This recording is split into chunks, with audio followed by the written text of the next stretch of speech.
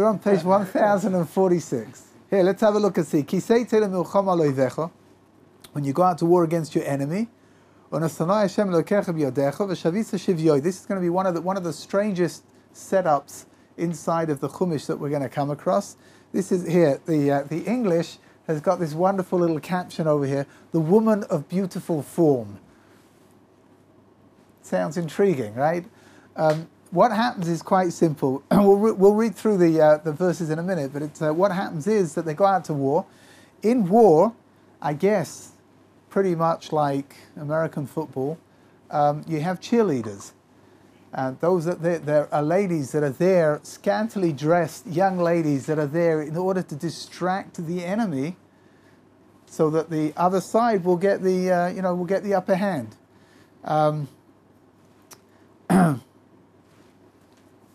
Yeah, the imagery is quite bizarre, right? You've got all these ladies standing on the side, waving their pom-poms around and cheering, go Amalek, go, or whatever it is, and that's supposed to distract the other side to the point where they're not really functioning properly, and that's how they're going to win. So the Torah is now teaching us a rather bizarre halacha, which is that when you go out to war, if you capture one of these women, and these women they were normally very beautiful, and that's where the caption comes from, the woman of beautiful form. If you capture one of these women, so then you can take her, if you wish to have her, you can take her and you can put her aside for 30 days, and we'll read through the verses, and then you can marry her. Even against her will. Even against her will, yeah. Yeah. Let's have a look. He says, so you capture this woman. And she's very beautiful. Now, obviously, we're talking over here about physical beauty. And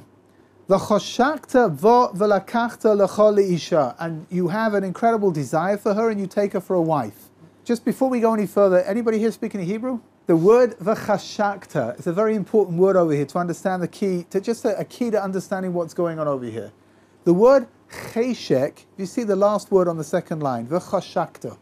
Cheshek is a physical desire for something. So let's keep this, family-minded. Let's imagine for one moment that a person has a tremendous desire for chocolate cake. Yes, that wiped the smile off of your face, right? You would say in Hebrew, Yesh li cheshek le'uga, right? I have a tremendous desire for cake. It's going to be very important in a minute. We'll see a little bit later on. We've got to get through some verses over here. So v'chashakta, you've got a physical desire for this woman. V'lakachta l'chol isha, and you took her as a wife. Ve'ivesa al toich beisecha, but listen to what taking her for a wife. Look what it entails. You're going to bring her back to your home. Ve'gilcha es roisha, you're going to shave her head. And you're going to let her nails grow wild, right? And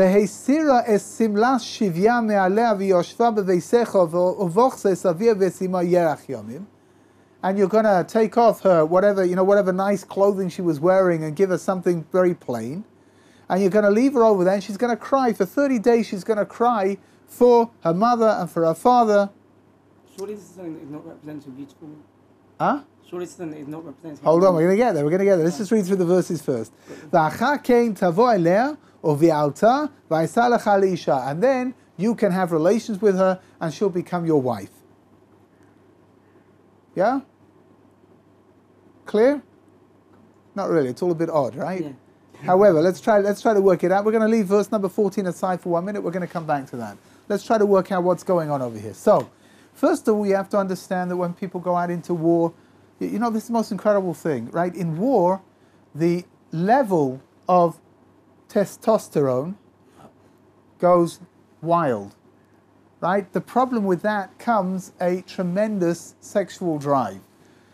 War has always been a place where morals tend to get left behind, right? One of the things that happens throughout history is that when armies go to war, so as they're sweeping through, right, there's an awful lot of raping and pillaging that takes place, right? Even before the battles begin. After the battles begin, it just becomes even more.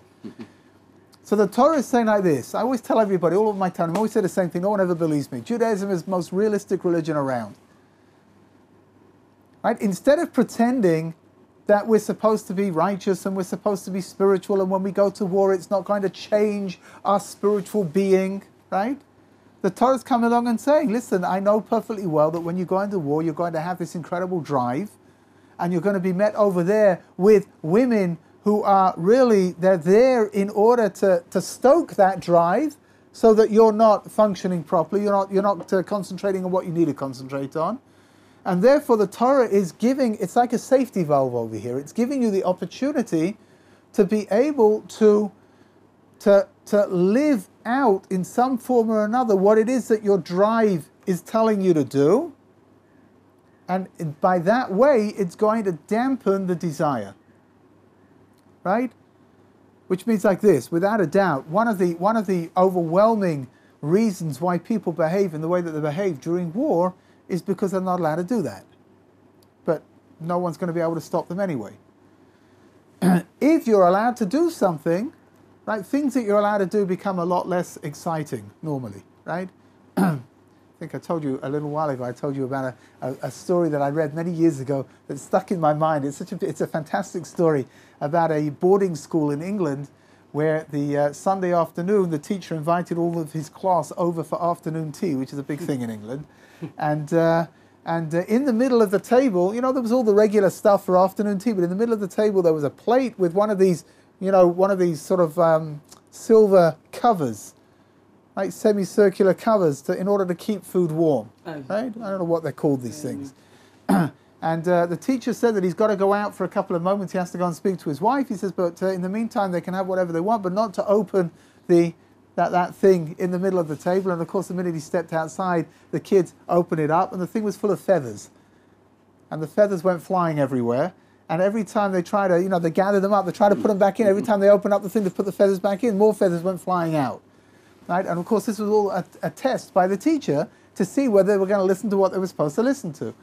It was impossible for them to get them back in. By the time he came back in, it was impossible for them to get them back in. So he knew what they'd done. Right? What's the pshat? Something which is forbidden. The Gemara says that maim genuvim yimtaku, that stolen waters are a lot sweeter than any other kind of water. Which means that when you're not allowed to do something and you do it, the minute you're told you can't do something, you have this incredible desire to do it. That's human nature. You may never have thought about this thing once in your entire life, but the minute you're told you can't have it, then boom, that's what you got to do. So the Torah is saying like this: if it was completely forbidden for you to go out and to be attracted to and want relations with these women out in the battlefield, then what would that do? That would simply stoke your desire to the point where you were going to behave in a way which was completely unacceptable. So says the Torah, here, what we're going to do is we're going to play games with the Yetzer Hara. We're going to tell you, Yetzer Hara, you can have this, you just can't have it now. You hear? This is a fascinating idea, it really is, because, it's something which is, it's the most incredible key to how to overcome things. Judaism is full of all kinds of things you're not allowed to do. You can't have this, and you can't have that, and you can't do this, and you can't go there. How is a person supposed to be able to stand up to all of these things? So here's a little method that's going to help, which is, don't say you can never have it, but maybe just say, I can't have it right now. If I wait a little bit, then I can have it later on. You hear? That's what's going on over here. The Torah's coming along, and the Torah's saying it's difficult enough being in the battlefield as it is. To have to remain ethical and moral inside of the battlefield at the same time, he says, that's even more difficult. So the Torah says, here's what we're going to do. We're going to set up a whole process over here whereby you're not stopped from having relations with this woman, but you have to do it in a certain way, that's all.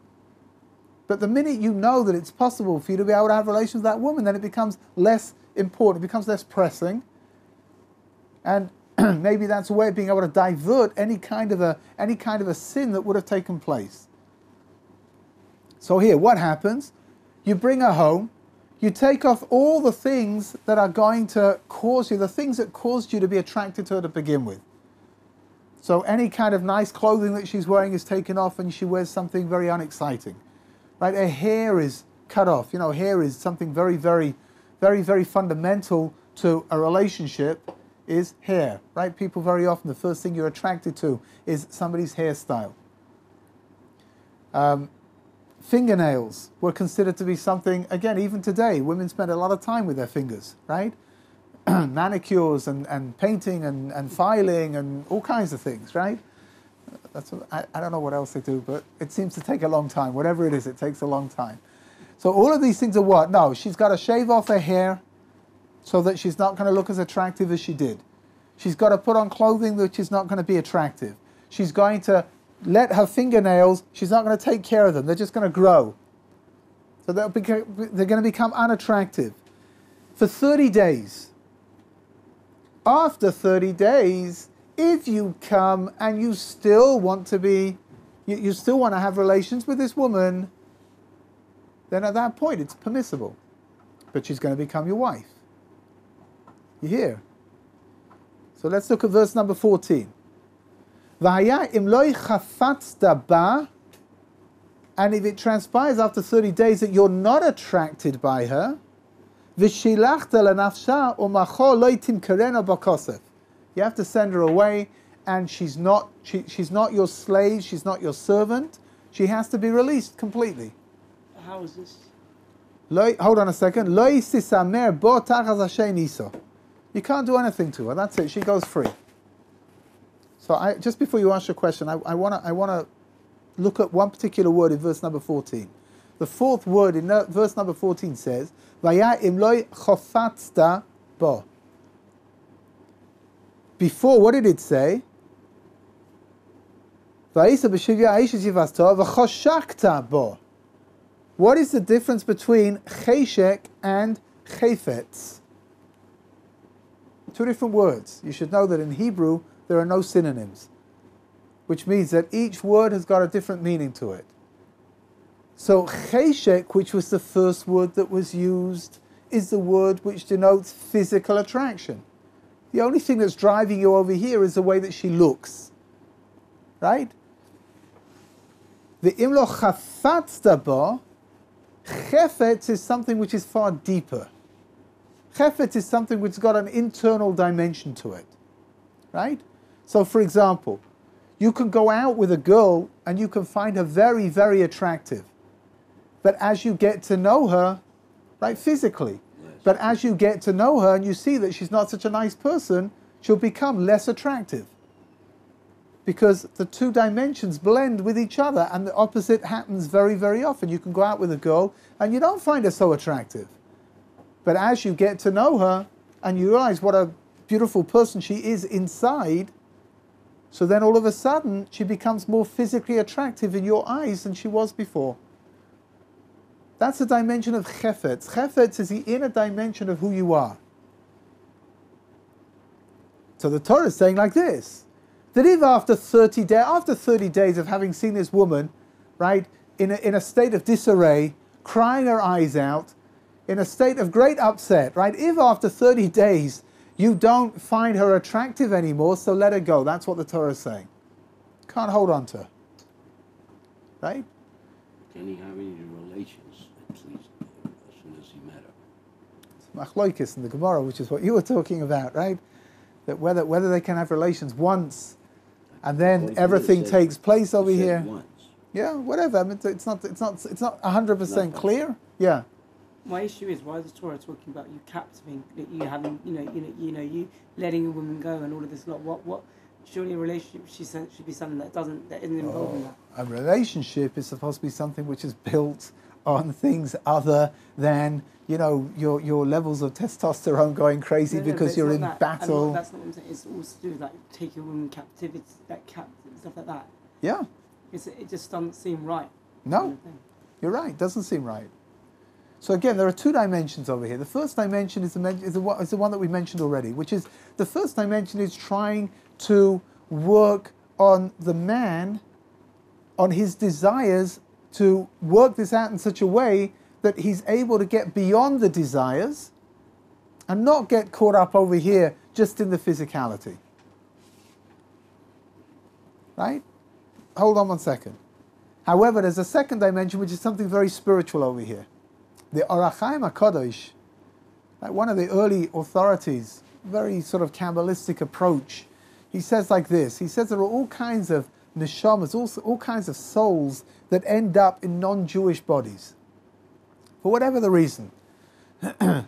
He said that when a person is attracted, we're talking about these soldiers that are going out into war over here, they're pretty righteous people. We're not talking about, regular soldiers. We're talking about soldiers that have been handpicked from within inside of the Jewish nation to go out to war. So explains the Orach Chaim HaKadosh, if this person is being attracted to that woman, maybe there's something deeper over here. Maybe there's something over here, something spiritual, which needs to be brought back into the Jewish nation. So he explains that for 30 days, you're not allowed to have any relations with her, and you see her in a state of disarray, and everything is, you're seeing her in a way where there's no attraction. If at the end of all of that, says the Orach Chaim, if at the end of all of that, you're still attracted to her, then what does that mean? That there's some kind of a spiritual dimension over here, and that's why the Torah uses the word chefetz. Ve'im lo chafatzta bo. If you don't have that inner dimension to what's going on, then you've got to let it go. But if you have that inner dimension, then you need to be able to bring that out into the open. Then you can get married to her and you can establish your home together with her. Is it nice? Is it fair? Not exactly. We don't see anywhere over here whether the feelings or the needs of the woman are being taken into account over here. What is fascinating is like this though. Right? Which means that the Torah is telling you that it's okay to play games with your Yetzer Hara. The first thing that we would imagine is like this. The Yetzer Hara is something terrible. You've got to battle against the Yetzer Hara. Don't give the Yetzer Hara any kind of leeway, right? And yet over here, the Torah is telling us that if needs be, you should have a little bit of flexibility over here. Yeah, you know what the Rambam says like this. Let's talk about chocolate cake again, right? If you get up and you say that you're going to go on diet and you're never going to eat chocolate cake ever again. So you know that's a ridiculous thing to say. You know that, right? And the minute you eat a piece of chocolate cake, your whole approach is now, you've lost everything, right? It's all gone. What are you really supposed to do? You're going to say, listen, I know that chocolate cake is bad for me, so I'm going to do my best not to eat chocolate cake. That's going to put you onto a successful trajectory to lose weight. What does it mean? It means that if you eat a little piece of chocolate cake, so you can say to yourself, oh, you know what, okay, I made a mistake. Right, so tomorrow I'll be a little bit more careful. But you haven't lost everything you've done up until now. Whereas if you make a definitive statement, I'm never going to eat chocolate cake ever again, then at that point, the minute you eat chocolate cake, you've lost everything that you've achieved. Says the Rambam, the same is true. A person who gets up and says, I'm never going to sin ever again. I mean, that's a pretty silly thing to say, isn't it? Because of course you're going to sin. We're all going to sin. The question over here is not whether I'm going to sin or not. The question over here is what is my state of mind going to be after I've sinned? Which means if I say to myself, I'm going to do my best not to sin, I'm going to do my best not to get caught up in whatever it was that I was doing before, and then I fall and I do it again, then I've got all of the tools available to be able to pick myself up and say, okay, you know what, I'm going to be a little bit more careful next time and I'm not going to do it again, I'm going to try. But if you say, I'm never going to do that ever again, and what happens when you do? It's called making a Kabbalah, right? You're accepting upon yourself a certain mode of action, right? But what you've accepted upon yourself is something which is not realistic. Which means our being realistic means that we've got to know that we're going to trip up from time to time. We have to know that. And we have to know that if we've tripped up, that we can do something about it. Otherwise, we're dooming ourselves, right? If we say to ourselves, I'm never going to sin ever again, I'm never going to trip up ever again, then that's ridiculous. So Shlomo HaMelech, King Solomon says like this, Sheva yipol tzadik v'kam. A tzaddik falls over 7 times and he gets up. So again, the simple idea, why 7 times? Because the number 7 is natural. It's natural for people to fall. It's natural for people to make mistakes. Says Rav Hutner, Rabbi Yitzhak Hutner, one of the great philosophers of the previous generation, a tremendous Talmid Chacham. he says that fools imagine that Sheva Yipol Tzaddik V'kam, that the person gets up because he's a tzaddik. Because he's righteous, that's why he gets up.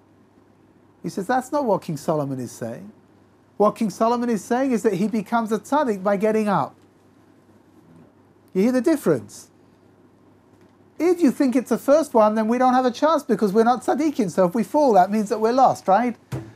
Whereas what Shlomo Melech is really saying is that a sign of tzidkus, a sign of being righteous, a sign of doing what you're supposed to do, is that you could do something wrong, and you can rectify it, you can pick yourself up, and you can grow from it, and that's where you're going to become righteous from.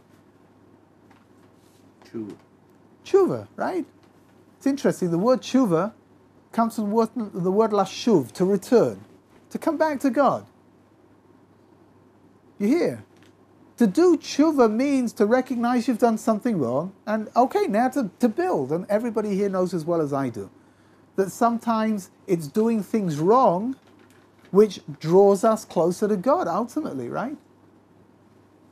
If I hadn't have hit that rock bottom over there, then I would never have done anything to try and help myself out afterwards, and I would never have reached where I reached. Which means paradoxically, sometimes the things that we do wrong are going to ultimately, they're going to be the method that's going to draw us back up towards God again. That's why the Rambam Maimonides writes that if a person does what's called tshuva gemura, a person does complete and absolute tshuva, their sin becomes a mitzvah. It becomes in that celestial banking system. What was a minus becomes a plus, because without having done that action, I would never have worked on myself to bring myself up to where I need to get to. Speak to people who have had, certain kinds of addictions, for example. And more often than not, what you'll hear is that what set the person back onto the road, onto the path of good health, was that they hit rock bottom. They did something that was it even managed to shock them, just how low they managed to fall. And paradoxically, that rock bottom is what gives them the impetus in order to start reaching upwards towards HaKadosh Baruch Hu again. Yeah, so we're talking about a perfectly realistic religion over here, right? God knows perfectly well that we're going to sin. God wants us to use those sins to become better people, not to pretend that we can't sin, right? Not to pretend that we're never going to sin. Infallibility is not something which belongs to Judaism. Other religions believe in infallibility. Judaism doesn't believe in infallibility. We make mistakes. Moshe Rabbeinu made mistakes. The righteous people inside of Jewish history made mistakes. It's okay to make a mistake. It really is. Again, the question is not whether I'm going to make a mistake. The question is, what's that mistake? What's it going to do to me afterwards? How am I going to react? And how am I going to cope with what it is that I've done? That's what the Parsha is trying to teach us over here. Is it nice? Is it pretty? No, it's not nice and it's not pretty. It really isn't. But it's real. And that's what's important over here. We have an obligation to be realistic. The more realistic you are, the greater is your ability to be able to touch HaKadosh Baruch Hu and to reach places that you wouldn't have been able to reach otherwise. If you live in a fluffy land of utopia, then you're never going to get anywhere. I'm just thinking about, in terms of what the Torah tells us, how we live our life and stuff like that. How you only need to go back a couple of sidras to see, it tells you how to eat, it tells you what to do on Shabbos, what to look like what clothes to wear, stuff like that, what's forbidden, what's not forbidden. And it's kind of it seems to be quite set in stone. It says you must not have will and blah, blah, blah. Whereas here it seems to be giving some leeway for this particular subject. It's as if everything else, the capture and perhaps whatever's going on here, it doesn't seem like, what I'm saying is, why is this particular topic, why is there leeway for this one? Yeah. Okay. So I think, first of all, I think that the basic answer is because in battle, everything is multiplied by, who knows by how much, by 1,000-fold, let's say, right? Which means that this desire is something HaKadosh Baruch Hu's understanding that under normal circumstances, when you're walking down the street, right, So we have to work on the premise that you can control yourself. Even if you see an attractive woman on the other side of the road, right? Well, hopefully, you'll stay on your side of the road and you'll carry on going to where you're going to. In battle, it's almost as if you're saying all bets are off when it comes to battle. Why? Because in battle, first of all, your body reacts in a certain way. And secondly, there's something called mob mentality. If you read psychological studies that were done of soldiers that went into war, and why they behaved in the way that they did, I mean, more often than not, all you hear is that everyone else was doing it. It's as if you lose your ability to think independently, which I guess maybe is a little bit of a reflection of being a soldier to begin with, right? The idea of not being too independent when you're a soldier and fitting in and following orders, but when everything starts spiraling out of control, so you're going to spiral out of control as well.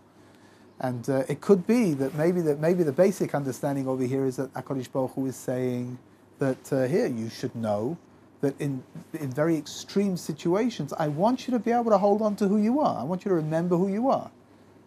Right? So I'm going to give you the opportunity to fulfill your desire, this physical desire, but you're going to do it according to my method and not according to yours.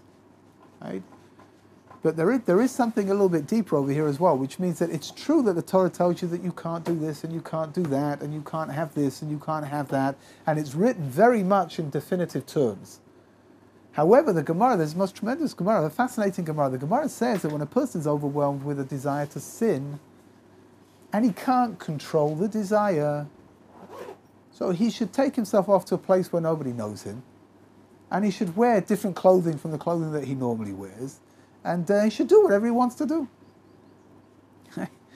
So there's a very fascinating disagreement in the Gemara between Tosfos and Rabbeinu Hananel. Tosfos says, if I remember the right way around, Tosfos says that you should understand the Gemara as it is, which means that if a person's so completely overwhelmed, he should go and do what the Gemara says, go to a different city and get himself dressed up in different clothing, and then he can do what he wants to do, right? And of course the idea is what? The idea is that you're trying to push off. You've got to travel to, you've got to be pretty dedicated to what it is that you want to do. You've got to travel to a different city and you're still going to do it. And you're going to change your clothing so that people won't recognize you. And then you go, by that time, if you still want to do it, so Tetzei says, so get it out of your system and do it. Rabbeinu Hananel says that chas v'shalom, that's not what it means. Perish the thought, right? What it means is that you have to work on yourself to push off the desire as much as you can. Keep pushing and pushing, right? So you got to go to a different place, and by the time you travel there, hopefully you won't want to do it anymore. And if that doesn't work, then you got to go get yourself dressed up in clothing that's going to make you different from who you normally are, and hopefully that's going to stop you from doing what it is that you want to do. And look, you know what the truth of that? I once heard a very interesting imagery. I read about a person is overwhelmed with a desire for a cheeseburger, but he knows that he's not supposed to eat one. So over here, Kivayachal, what the Torah is saying is like this. You can go into McDonald's and you can buy a cheeseburger, but you can only have it in 12 hours' time. Right? So you'll sit it on your kitchen counter and you'll let it congeal. And this is what it's saying over here, right? If after 12 hours' time you look at that congealed mess of the cheese and the meat and the fat and everything that's there, and it's now cold and limp and whatever, if you still have a desire to eat it, then go ahead and eat it, right? But if not, then throw it away.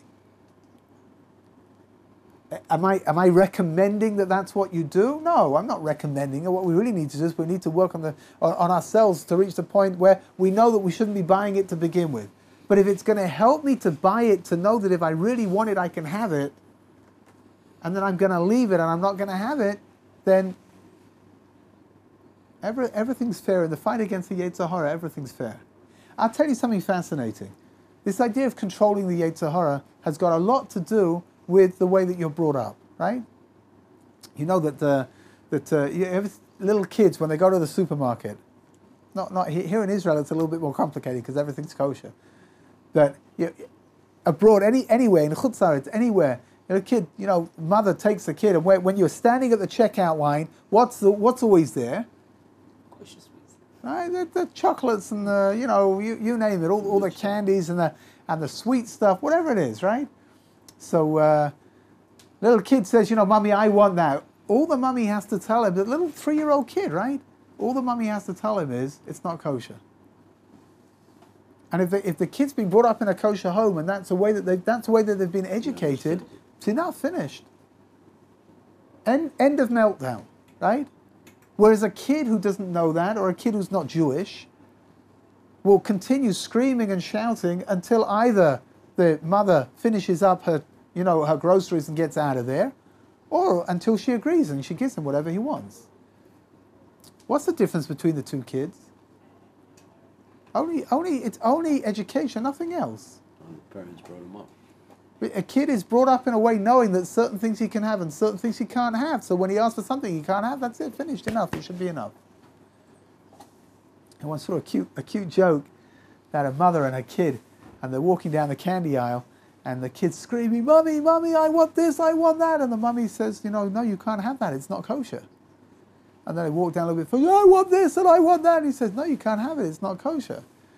And so finally, one of the people who's there, has a lot of mercy on the kid, and he goes up to the mother. He says, "Listen, lady," he says, "you should know that, madam," he says, "you can't have these." He says, "But on the other side of the aisle, they've got a whole bunch of kosher chocolates over there." So she says, "Why would I want those? I'm not Jewish." So he says, "But you keep telling the kid not kosher." She says, "I don't know." She says, "I saw by my neighbor when she says to kids that something's not kosher, the kids stop asking for it." So I do that too. You know what? It's a joke, but I think there's a lot of depth to it. There really is. A kid's brought up in a certain way, knowing that certain things are completely forbidden, then that's it, finished. Of course, there's got to be more depth to it, and as the kid gets older, it's got to be explained better, because otherwise they're just going to be left, not understanding, and in the end they're going to take whatever it is anyway, right? But here, that's what's going on over here. We're being taught something very fundamental, which is the desire to do things is always going to be there. The question is not whether we're going to have desires or not. The question is, how are we going to react to those desires? The Gemara says, when it talks about Pashas Kriyishma, it says, "B'chol levavecha, v'chol nashecha, v'chol moedecha." The first paragraph of the Shema. So the Gemara wants to know, what do you mean b'chol levavecha? It's got two bets in it. Lamed bet chaf. He said, what do you mean b'chol levavecha? I should say b'chol libcha, with one bet. So says the Gemara, what's the other bet doing there? That you should serve God with shnei yitzarecha, with both of your yetzas. Your yetzer hatov and your yetzer hara should be used to serve God. It's the most incredible idea over here. The Gemara is teaching us something very fundamental, which is what? Our task is not to uproot the Yetzer Hara. Our task is to take the Yetzer Hara and harness its power towards God. You hear? The Yetzer Hara is really neither good nor bad. The Yetzer Hara is raw material. It's an incredible power that we can use, and we can utilize it for the good, and we can utilize it for the bad as well. Here, the Midrash says like this, very famous Midrash in Shia Shirim Rabbi. It says, Mi sheyesh lo maneh, rotzeh matayim. If you've got 100, you want 200. It's talking about money. Right? You've got 100, you want 200. Mi sheyesh lo matayim. If you've got 200, rotzeh abamot, then you want 400. Human nature, right? You're never happy with what you've got. It's interesting, Chaim Shmulevitz, the late Rosh Hashiva in the Mir, used to say like this, you see that the more you've got, the further away your dream is getting. So when you've got 100, you just need another 100 in order to reach your goal. But when you've got 200, now you need 200 in order to get to 400. And if you've got 400, you need another 400 to get to 800. The more you've got, the further away it's going to get. So ask the rabbis a simple question. Why did God create us like that? Why did God create us with this desire that we're not satisfied with what we've got? Why would that be? Because the lack of satisfaction is neither good nor bad, right?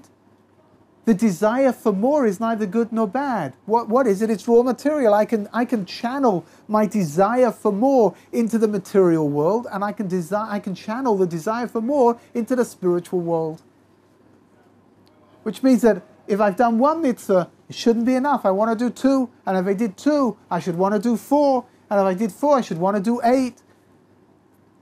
You hear? It's the most incredible idea over here. I'm going to tell you a little something. I know it's Sunday morning and it's not fair. I'm going to give you a little bit of mussar. There's no such thing as bad midot. It's very important to understand this. You think you're going to get upstairs at the age of 120, you're going to tell God, God's going to say to you, how come you were such a rotten person, right? And you're going to say, hey, it wasn't my fault. You made me the way I am. You gave me my traits. You gave me my personality. It doesn't work like that. Because there's no such thing as bad midot. Midot is raw material. Midot is characteristics, traits. Midot is raw material that's been given to you, and you define whether it's going to be good or whether it's going to be bad. You hear? It's not going to help to get upstairs at age 120 and say, hey, what do you want from me? I'm not responsible for what I did. We're all responsible for what we've done. We're all responsible for taking those midot that God gave to every single person in different amounts and with different quantities and different traits altogether. Every person is unique. And HaKadosh Baruch Hu is saying, here's the raw material, do something with it. If you don't believe what I'm telling you, so aside from the fact that that's an absolute disgrace, right? But if you don't believe what I'm telling you, here, let's use a simple little example. You can take me and my wife and you can put us in the kitchen together and you can give us the same ingredients and the same recipe, and after a couple of hours, one delicious, delectable cake will come out of the oven and one unidentifiable gloop will come out of the oven. How can that be? It's very different. But you had exactly the same material and exactly the same recipe. Oh, what's the pshat? The pshat is simply, what did you do with your raw material? That's all. You follow the recipe exactly, you'll end up with a delicious cake. If you follow the recipe not exactly, you're going to end up with something which doesn't bear any resemblance to what it's supposed to be.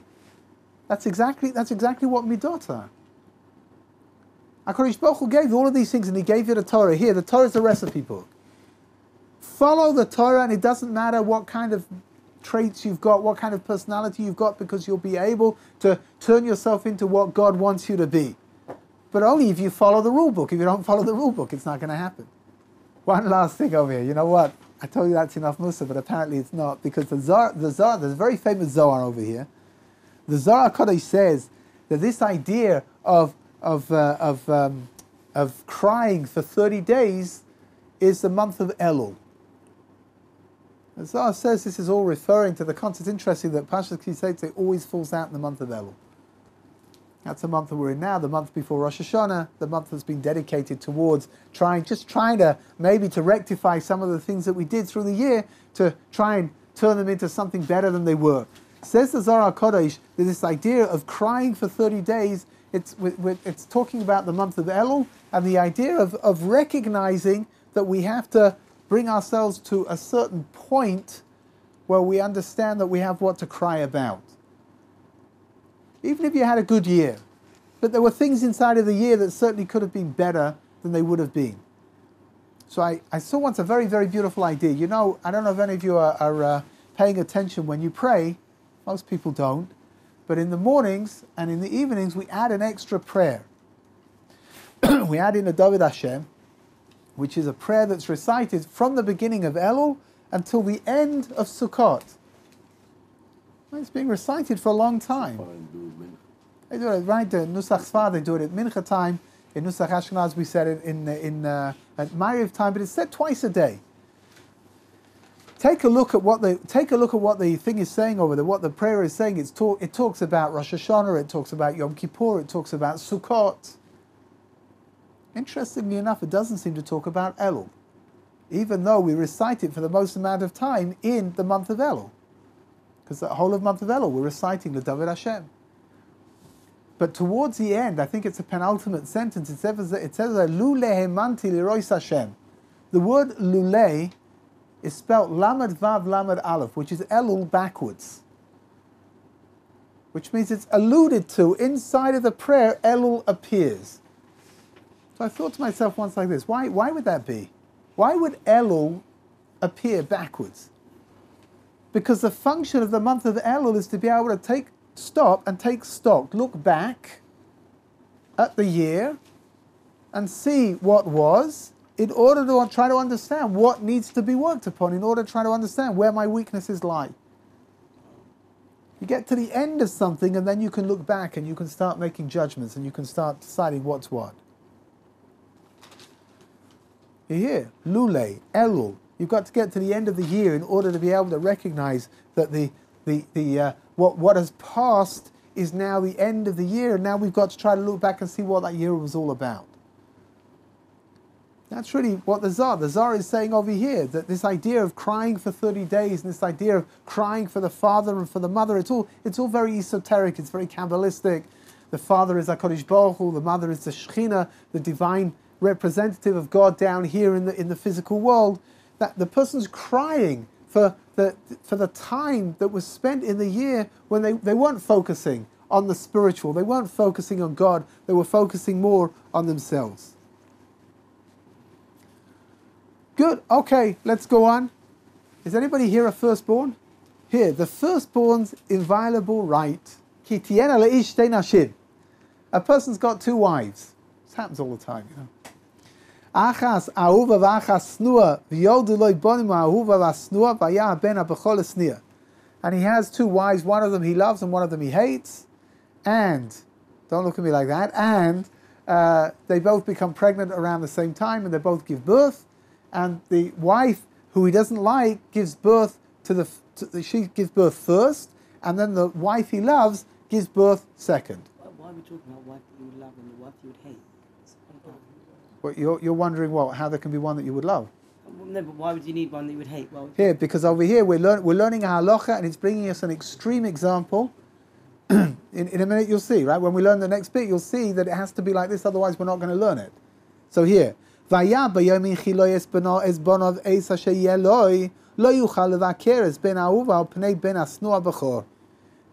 in a case where you've got a hated wife and a loved wife, and the hated wife gives birth first, so presumably the same way that you hate the wife, you're going to hate the kid as well. But nevertheless, that's your bechor, that's the firstborn child. We're going to see in a minute, he's going to get double, right? When you're talking about a situation where you've just got one wife and you're giving birth to children, one after the other, so I can't learn over here this idea of favoritism, right? If I've got two wives and I love them both, I can't learn this idea of favoritism. The Torah is bringing us an example which we hope will never be, right? But it's an example of I don't like this wife and I don't like this kid, right? But nevertheless, the Torah is saying this kid is the firstborn, therefore he gets firstborn rights, which are what? He gets double.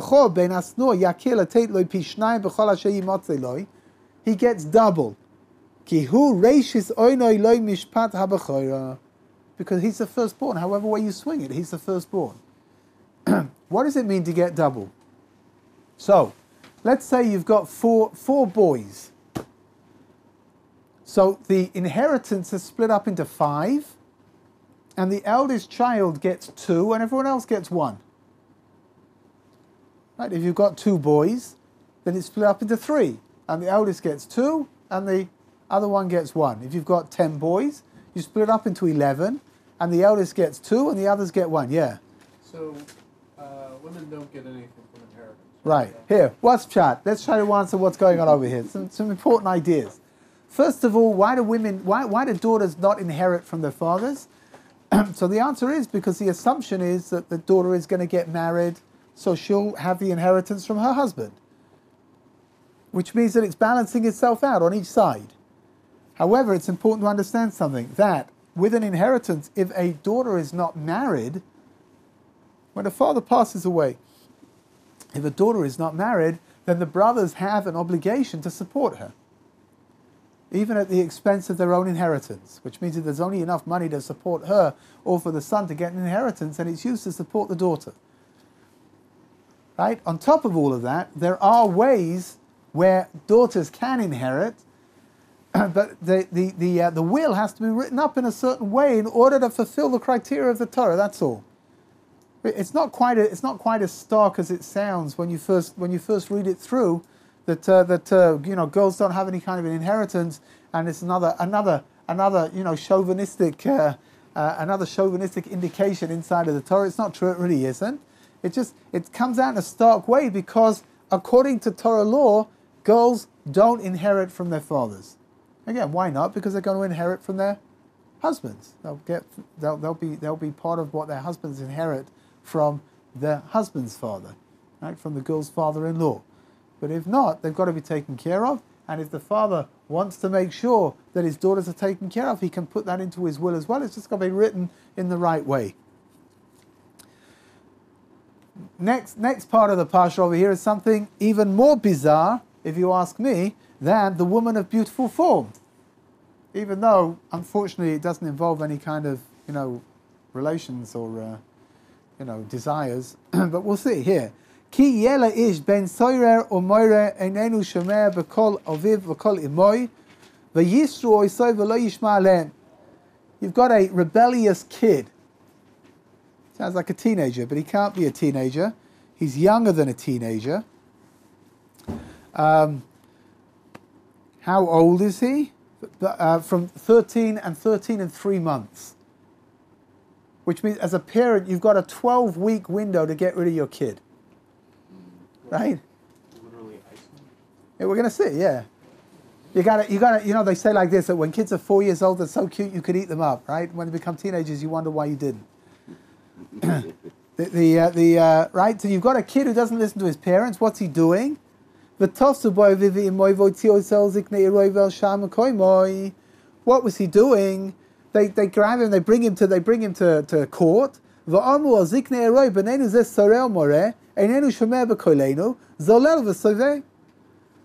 He's a glutton and he's a drunkard.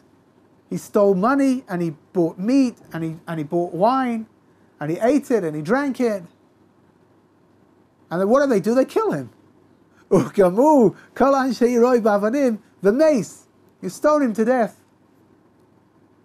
And you're going to get rid of this evil that's within inside of you. This is wild, no? So first of all, the Gemara says that the Ben Soira or Moira never was and never will be. The conditions in order to meet a Ben Soira or Moira are impossible. So why are they telling us? Oh, so says the Gemara. Gemara asks the same question, right? You're beginning to sound like the sages, right? You start looking like them, and then we'll really be there, huh?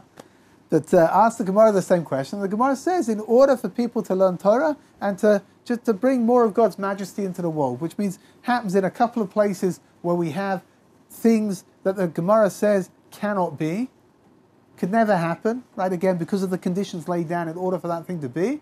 And the Gemara wants to know why would, so along comes the sages, and they say, because we should be able to get the reward for learning the Torah and for bringing God's majesty into the world.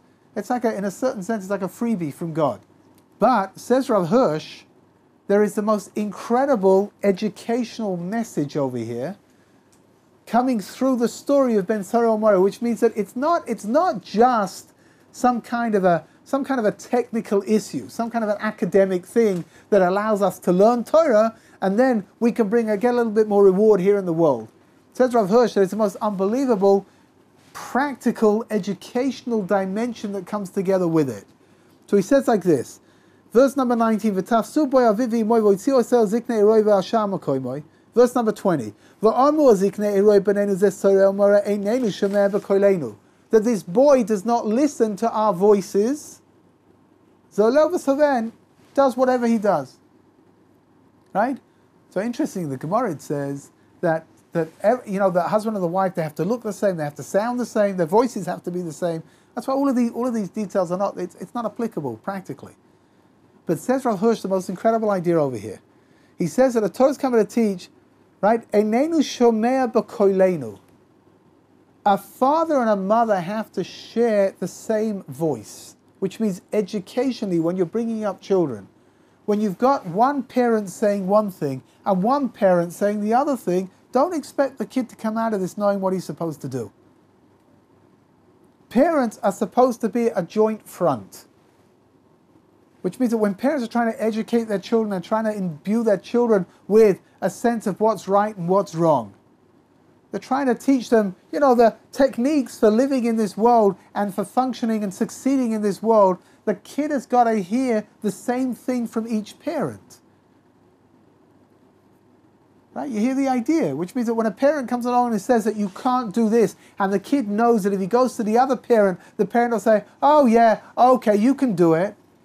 So what exactly is the kid learning over here? Except for the fact that what? That his parents have got a dysfunctional marriage. Which means that parents need to, under normal circumstances, in most marriages, one parent is softer than the other. Right? One parent is going to be more dominant than the other one. That's okay, that's not a problem. So long as they're both representing the same ideals, so long as they're both representing the same goals, it's fine that one of them's a little bit harder and one of them's a little bit softer. That's fine, that's not a problem. The problem begins when the kid doesn't have how to learn between what is right and what is wrong, because one parent says yes and the other parent says no. One parent says up and the other parent says down. What is the kid going to do? So the kid's going to do what any kid is going to do, which is the minute he hears the answer that he doesn't want to hear from one parent, he'll just go to the other one and ask the other one instead. We've all done it, right? In one form or another, we've all done it with our own parents. So I'm saying like this, within a good functional marriage, so it doesn't matter smaller minor things. It doesn't matter. So one's a little bit easier and one's a little bit firmer. But when you're talking about important concepts, the parents have to speak with the same voice. They've got to be giving over the same idea. You've got to have the same goals inside of marriage for your children. I don't know this for sure, but if you take a look in divorce statistics, I'm sure you'll find that marriages last longer when the parents have common goals than when they don't. That's my general feeling. Right? And I think the divorce rate amongst intermarried couples is very high. And I think the reason for that is because what is the kid picking up? Especially when they're being very pluralistic, and they're saying, we'll keep my festivals and we'll keep your festivals too, right? We'll have a Christmas bush, whatever you want, right? What is the kid learning? What's the kid picking up from all of this? Confusion, right? And confusion does not allow children to understand what's required of them and to come to conclusions that are going to help them in life. That's what Hirsch is saying over here. Good. We're going to stop over here. Mitzvah Hashem, to be continued.